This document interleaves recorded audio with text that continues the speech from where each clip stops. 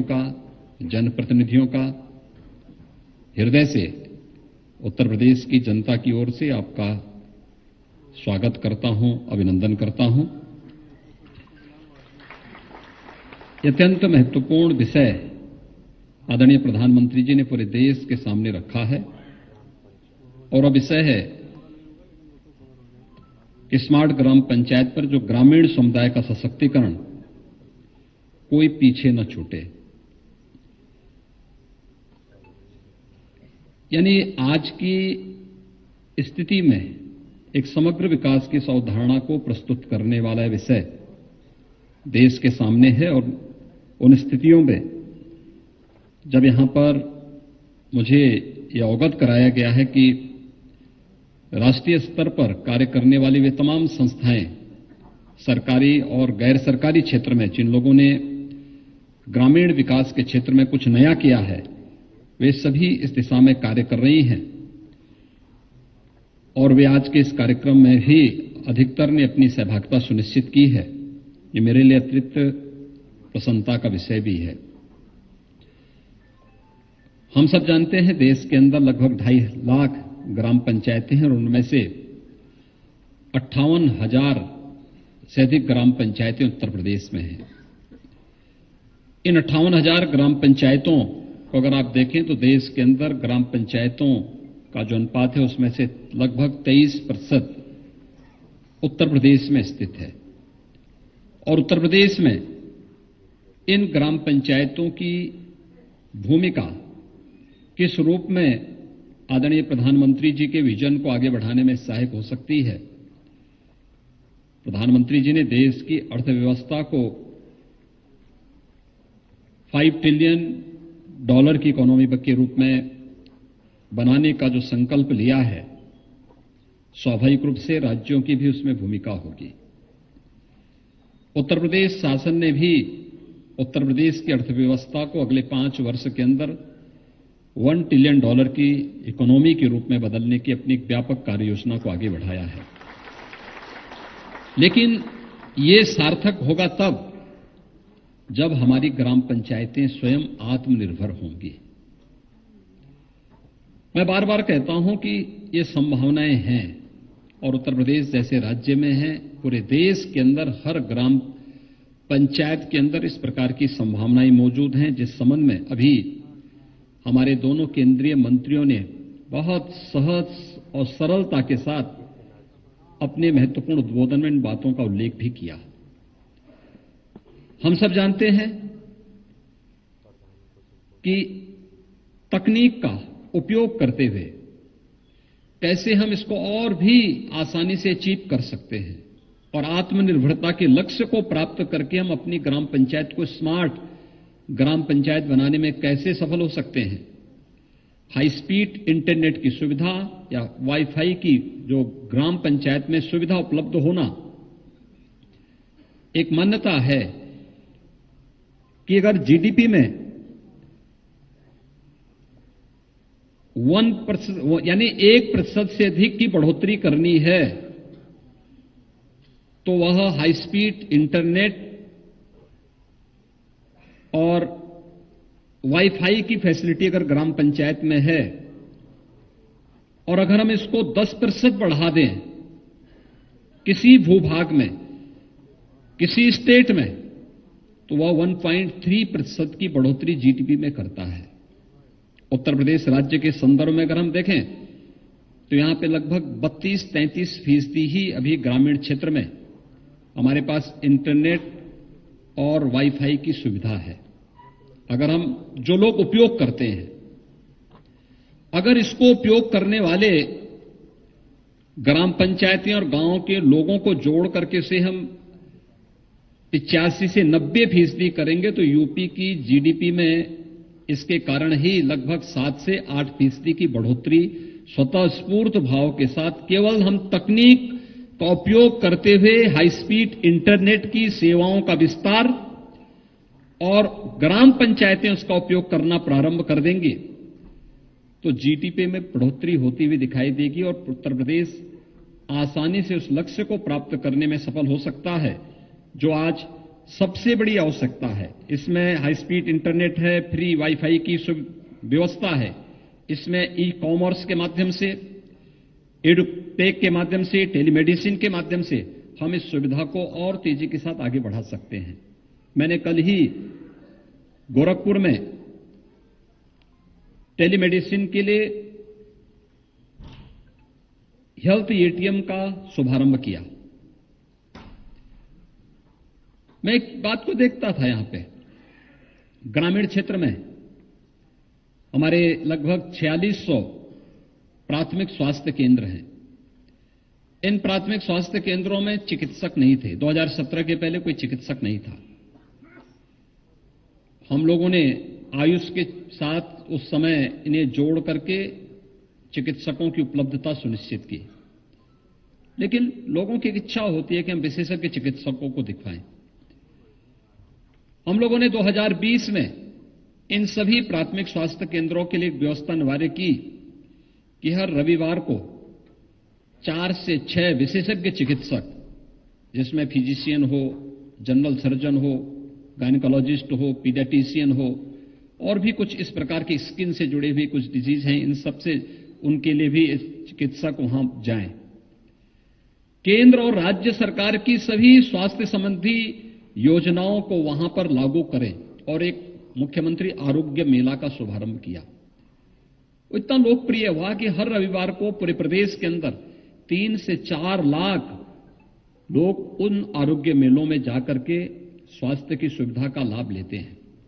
लेकिन यह केवल रविवार के दिन ही हो पाता है। मैं इसके बारे में बहुत दिनों से देख रहा था, क्या हो सकता है, कैसे हम तकनीक को अपना सकते हैं। तो मेरे सामने इधर आया था हेल्थ एटीएम का एक बहुत अच्छा कॉन्सेप्ट आया। कल हम लोगों ने शुरू किया।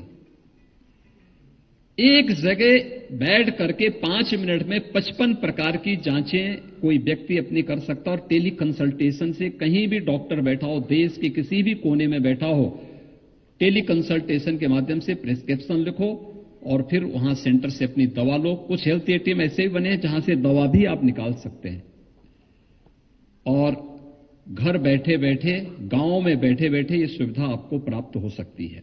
जहां इन सभी पहले चरण में हम इन सभी प्राथमिक स्वास्थ्य केंद्रों को हेल्थ एटीएम के साथ जोड़ रहे हैं। और सबसे बड़ी बात यह है कि सभी पैसा हम सरकार से नहीं लगा रहे हैं, ये सब सीएसआर से सारे हेल्थ एटीएम हमारे लगने जा रहे हैं, यानी जन सहभागिता। और इसमें हमारे उद्योग इसके साथ सहभागिता सुनिश्चित कर रहे हैं, और हर ग्राम पंचायत को हम इसके साथ पहले चरण में प्राथमिक स्वास्थ्य केंद्रों को जोड़ रहे हैं, और दूसरे चरण में हम फिर ग्राम पंचायतों में जो कार्य हमने प्रारंभ किया, आपने अभी देखा होगा उत्तर प्रदेश में ग्राम पंचायतों में कैसे हम लोगों ने वहां पर ग्राम पंचायतों में, हर ग्राम पंचायत में ग्राम सचिवालय का निर्माण की कार्रवाई को आगे बढ़ाया है। 58,000 में से 24,000 से अधिक ग्राम पंचायतों में अब तक अपना ग्राम सचिवालय बन चुका है। सभी 58,000 ग्राम पंचायतों में एक एक पंचायत सहायक की तैनाती, जो कंप्यूटर ऑपरेटर के रूप में ग्राम प्रधान का सहयोगी और के रूप में काम करेगा, वह वहां पर उनके सहयोग के लिए पहले से तैनात किया गया है। हर ग्राम पंचायत में के लिए एक वीसी सखी यानी बैंकिंग कॉरेस्पॉन्डेंट सखी की सुविधा वहां पर दे दी गई है, और वीसी सखी में से अब तक 33,000 ने वहां अपने अपनी ग्राम पंचायतों में ज्वाइन किया है। और आपने भी देखा होगा कि इन लोगों ने अब तक एक वर्ष में 5500 करोड़ रुपए का लेन देन किया है, 14.5 करोड़ रुपए का नेट प्रॉफिट कमाया है। एक वीसी सखी ने तो एक वर्ष में जो शुद्ध मुनाफा स्वयं कमाया है वो 3 लाख रुपए का हर वर्ष वह कमा रही है। यानी ये वीसी सखी की एक व्यवस्था है, और ये सुविधा हमें बताती है कि डिजिटल लिटरेसी और फाइनेंशियल लिटरेसी में वीसी सखी की भूमिका किस रूप में हो सकती है, यह ग्राम पंचायतें उस रूप में प्रस्तुत कर रही हैं। हर ग्राम पंचायत को फ्री में वाईफाई की सुविधा उपलब्ध के साथ जोड़ने की कार्रवाई युद्ध स्तर पर चल रही है, और 243 प्रकार की सेवाएं हमारी ग्राम पंचायतें कुछ देनी प्रारंभ हुई हैं, कुछ देना प्रारंभ करेंगे, बहुत शीघ्र देना प्रारंभ करेंगे।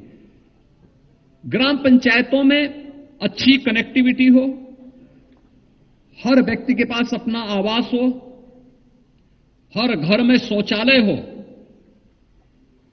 आज उत्तर प्रदेश के किसी भी गांव में आप देखेंगे तो रात्रि के समय में हर घर में, पूरे गांव में एलईडी स्ट्रीट लाइट से पूरा गांव जगमगाता हुआ दिखाई देता है। उत्तर प्रदेश के किसी भी ग्राम पंचायत को अगर आज के दिन पर आप देखेंगे तो यह एलईडी स्ट्रीट लाइट से पूरा ग्राम पंचायत दिखाई देता है। आज उत्तर प्रदेश के किसी भी ग्राम पंचायत में आप जाएंगे, खुले में शौच आपको कहीं नहीं मिलेगा। स्वच्छता है, और स्वच्छता के इस लक्ष्य को प्राप्त करने से क्या लाभ हुआ। मैं कल पूर्वी उत्तर प्रदेश में था, और पूर्वी उत्तर प्रदेश में मैं कल देख रहा था, यह सीजन था जब पूर्वी उत्तर प्रदेश में इंसेफ्लाइटिस से मौतें होती थी। हर वर्ष 1200 से 1500 मौतें होती थी, और 40 वर्ष में 50,000 बच्चों की मौतें हुई। कल मैं गोरखपुर जनपद के डाटा देख रहा था। वहां पे जब हेल्थ एटीएम का शुभारंभ करने के लिए मैं गया एक प्राथमिक स्वास्थ्य केंद्र में, तो मैंने उनसे पूछा, भाई जेई और एईएस की क्या स्थिति है, इंसेफ्लाइटिस की क्या स्थिति है। इस वर्ष केवल 40 पेशेंट आए, उसमें से मात्र 7 जापानी इंसेफ्लाइटिस के थे, और मौत 0 है।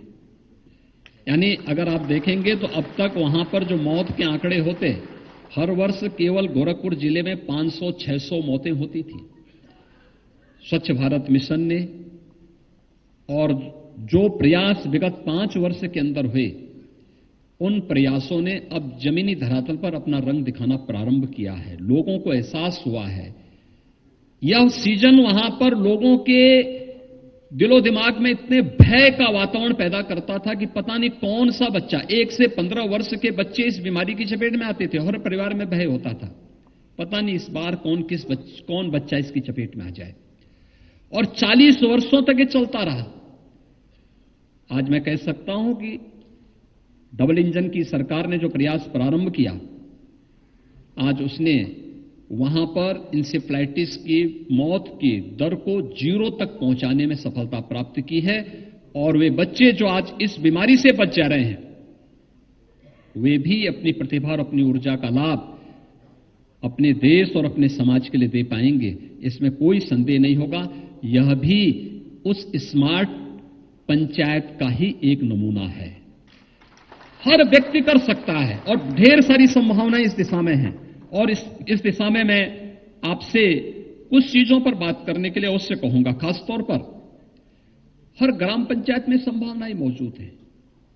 हर ग्राम पंचायत इस दिशा में प्रयास कर सकता है।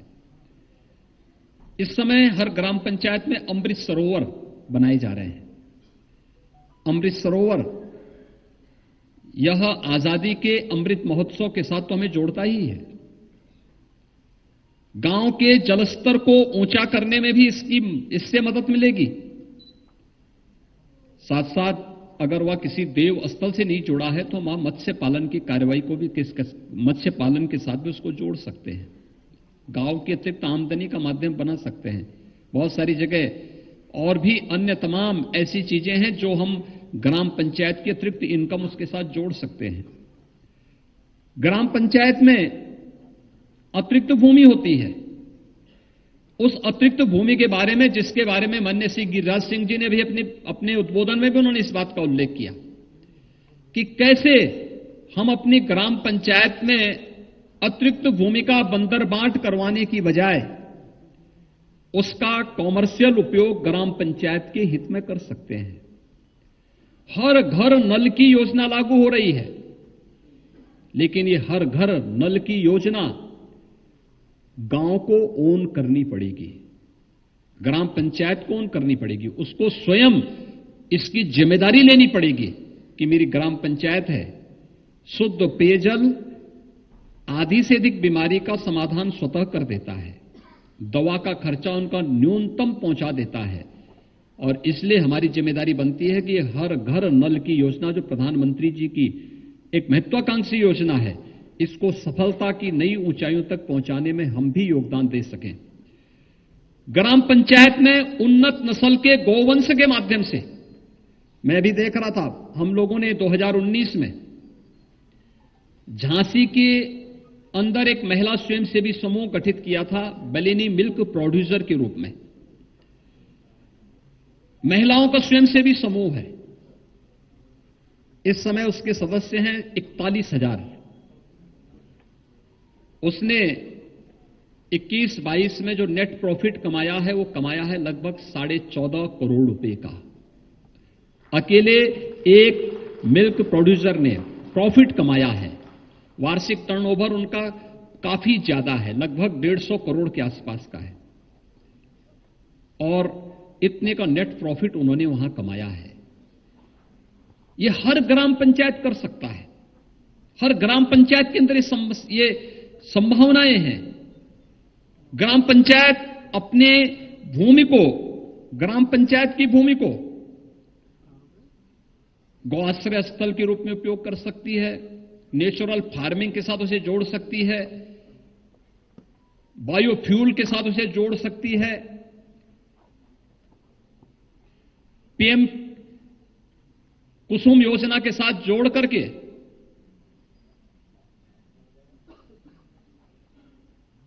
उस योजना के माध्यम से ग्रीन एनर्जी, सोलर एनर्जी के क्षेत्र में भी वो अच्छा काम कर सकती है। लेकिन ग्राम पंचायत को इस दिशा में प्रयास करना होगा, और यह क्षेत्र अत्यंत महत्वपूर्ण क्षेत्र है। और इसलिए इस दिशा में जो कुछ चीजें हैं, जिन 4 प्रमुख अवधारणाओं को लेकर के हमें एक स्मार्ट पंचायत की इस परिकल्पना को साकार करना है, उसमें खासतौर पर प्रथम अवधारणा है प्रदेश की सभी ग्राम पंचायतों में वहां के ढांचागत विकास और उन सुविधाओं को ग्राम पंचायत तक पहुंचाना। सड़क, पर्याप्त पेयजल की व्यवस्था, स्वच्छता, अच्छी शिक्षा, जिसमें ऑपरेशन कायाकल्प के माध्यम से आपने देखा होगा उत्तर प्रदेश की अधिकतर बेसिक शिक्षा परिषद की स्कूलों में हम लोगों ने बालक बालिकाओं के लिए अलग अलग टॉयलेट दिए, पेयजल की सुविधा उपलब्ध करवाई, खेल का मैदान दिया, स्मार्ट फ्लोरिंग की, स्मार्ट क्लास दी, लाइब्रेरी भी उपलब्ध करवाई है। हर ग्राम पंचायत में हो सकता है, और जन सहभागिता इसमें है, जन भागीदारी है। हमें इसके लिए ग्राम पंचायत को अपने साथ जोड़ना पड़ेगा, पुरातन छात्र परिषद को उसके साथ जोड़ना पड़ेगा। आखिर गांव का कोई व्यक्ति गांव में हो, गांव के बाहर होगा, देश या दुनिया में कहीं भी होगा, आखिर कहीं ना कहीं किसी न किसी स्कूल से तो उसने शिक्षा प्राप्त की होगी। गांव का है तो हम उसको जोड़े, इस संवाद बनाना पड़ेगा। ऑपरेशन कायाकल्प के माध्यम से हम इस कार्य को आगे बढ़ा सकते हैं। और गांव में ग्राम सचिवालय के निर्माण की कार्रवाई को जो हम लोगों ने आगे बढ़ाया है, वहां पर कंप्यूटर उपलब्ध कराया गया है, वाईफाई की सुविधा उपलब्ध कराई गई है, पंचायत सहायक की उपलब्धता सुनिश्चित कराई गई है। ये ग्राम सचिवालय 243 प्रकार की सेवाएं वहां पर गांव में ही गांव के लोगों को उपलब्ध करवाएगा, जिसके लिए गांव के लोगों को पहले थाना, ब्लॉक, तहसील या जिला में जाना पड़ता था। अब उन्हें सभी सुविधाएं अकेले गांव में ही उपलब्ध हो सकती हैं। इन प्रकार की सुविधाओं के लिए हमें इस कार्य को आगे बढ़ाना, और इसके लिए उत्तर प्रदेश सरकार सभी 58,000 ग्राम पंचायतों में इस सुविधा को देने के लिए प्रतिबद्ध है, और उस कार्य को तेजी के साथ आगे बढ़ा रही है। दूसरी अवधारणा है ग्राम पंचायतों में की कार्य प्रणाली में पारदर्शिता लाना, और इसके लिए जन सहभागिता के माध्यम से अपनी वार्षिक कार्य योजना को बनाना, जीपीडीपी तैयार करना, भारत सरकार के ई ग्राम स्वराज पोर्टल पर उसे अपलोड करना, कार्य योजना तैयार कर रही जो पब्लिक फाइनेंशियल मैनेजमेंट सिस्टम है, पीएफएमएस, इसके माध्यम से समस्त भुगतान को ऑनलाइन और सीधे वेंडर को करना। इसके साथ अगर हम जुड़ते हैं तो मुझे लगता है कि इन सेवाओं का उपयोग करने से आपकी विश्वसनीयता भी बनेगी। दूसरा, किस ग्राम पंचायत में क्या हो रहा है यह हमारे बारे में लोगों को इस सुविधा का लाभ भी मिलेगा। दूसरा, कार्य योजना बनाने के लिए उत्तर प्रदेश सरकार ने सभी ग्राम पंचायतों को काफी उसके लिए सुविधा दी। पहले तो यह व्यवस्था थी उत्तर प्रदेश में कि आरईएस के, जेईई या पीडब्ल्यूडी के ही अभियंता इस मामले में उस कार्य योजना को बनाने में योगदान देंगे। हम लोगों ने एक पैनल तैयार किया कि इसमें से किसी भी इंजीनियर के साथ आप जोड़ करके अपनी कार्य योजना को बनाने में अपना योगदान दे सकते हैं। और अन्य तमाम प्रकार की सुविधाएं हम ग्राम पंचायतों को उत्तर प्रदेश के अंदर दे चुके हैं। तीसरी जो अवधारणा है वह है जन शिकायतों के त्वरित निस्तारण और सर्विस डिलीवरी को मजबूत करने के लिए पंचायत सहायकों को बीएलई के रूप में पंजीकृत करने का जो निर्णय लिया गया है, इसमें ग्राम पंचायतों को कॉमन सर्विस सेंटर के रूप में इस सुविधा के साथ जोड़ना, जिसको उत्तर प्रदेश सरकार ने पहले से ही इस सुविधा को जोड़ने की कार्रवाई अपने यहां बढ़ा दी है। इसमें खसरा खतौनी का है, जन्म मृत्यु पंजीकरण का है, छात्रवृत्ति है, पेंशन है, बिल भुगतान है और अन्य ग्राम पंचायत से जुड़ी भी किसी भी व्यक्ति की वे सभी सुविधाओं को हम इसके साथ जोड़ सकते हैं। चौथी अवधारणा है ग्राम पंचायतों में एक और कॉमन सर्विस सेंटर की स्थापना हम कर चुके हैं। दूसरी ओर ऑनलाइन सर्विस की बाधारहित उपलब्धता के लिए प्रदेश में जो पंचायतें हैं उनको ऑनलाइन शिक्षा, टेलीमेडिसिन, ई कॉमर्स, इन सभी सुविधाओं के साथ जोड़ने की कार्रवाई को आगे बढ़ाना। तो मैंने पहले भी कहा, सब कुछ हमारे पास मौजूद है, थोड़ा सा प्रयास किए जाने की आवश्यकता है। और मैं धन्यवाद दूंगा कि इस दिशा में यहां पे आज हमारे सामने जो प्रेजेंटेशन हुए वे सभी इस दिशा में एक बड़ी भूमिका का निर्वहन कर सकते हैं। मेरा मानना है कि अगर भारत को आदरणीय प्रधानमंत्री जी के आत्मनिर्भरता के लक्ष्य को प्राप्त करना है, हमें इसकी नींव को आत्मनिर्भर बनाना पड़ेगा। भारत की आत्मा गांव में निवास करती है और गांव आत्मनिर्भर होगा तो बापू के इस सपने को साकार करने में मदद मिलेगी। जो उन्होंने ग्राम स्वराज की परिकल्पना की थी वो एक आत्मनिर्भर गांव की ही की थी। आत्मनिर्भर गांव ही स्मार्ट गांव की इस परिकल्पना को साकार कर सकता है। उत्तर प्रदेश सरकार ने इस दिशा में काफी प्रयास किए हैं और मुझे पूरा विश्वास है कि आज की यह जो 2 दिवसीय कार्यशाला है, ये 2 दिवसीय कार्यशाला इस गति को और तेज करने में निर्णायक साबित होगी। मैं इस कार्यशाला के लिए समय देने के लिए माननीय केंद्रीय मंत्रीगण श्री गिरिराज सिंह जी को, पाटिल जी को, सुनील कुमार जी को और उनकी पूरी टीम को हृदय से धन्यवाद देता हूं। और खासतौर पर आज के इस अवसर पर यहां पर इस विभाग के पूर्व सचिव श्री अमरजीत सिन्हा जी भी इस कार्यक्रम में यहां पर उपस्थित हुए हैं। देश से इस फील्ड में काम करने वाले तमाम अन्य महानुभाव उपस्थित हुए हैं। मैं उन सबका हृदय से धन्यवाद